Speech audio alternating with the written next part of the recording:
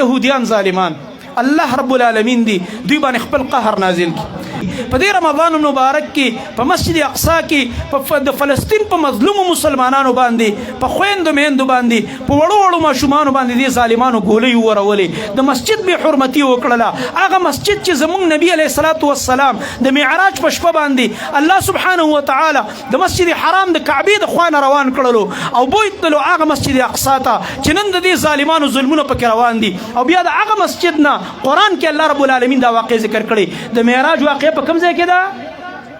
قرآن کې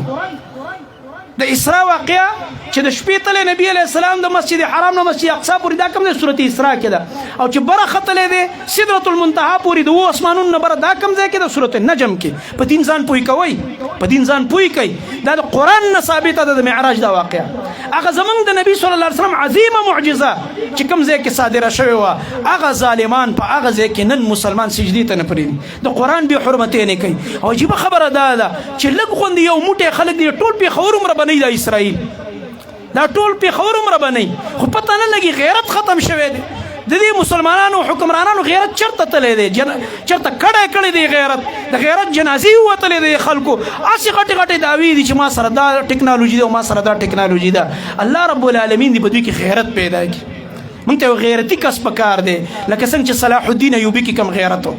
او په دې خلکو باندې سرونه ګرځولي او هغه مسجد اقصا ته آزاد کړی وه دغه مسجد آزاد کړی و زما محترم ورونو اول نمبر د عمر فاروق رضی الله عنه فتح کړی دا زمونږ د عمر فاروق رضی الله عنه امانت دی هغې نه بعد بیا چې د صلیبیان پرې هغه حمله کړې وه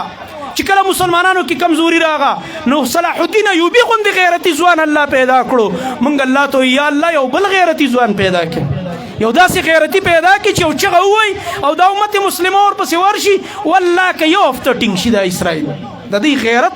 دا قرآن کې الله فرمایي دا ډېر بزدله قوم دی دا ډېر بزدله خلک دي دوی د جنګ کې ټینګ نه دي مسلمانانو ته د مسلمان غیرت ته څوک ټینګېدی شي خو زمونږ هغه حمیت زمونږ غیرت ختم شوی دی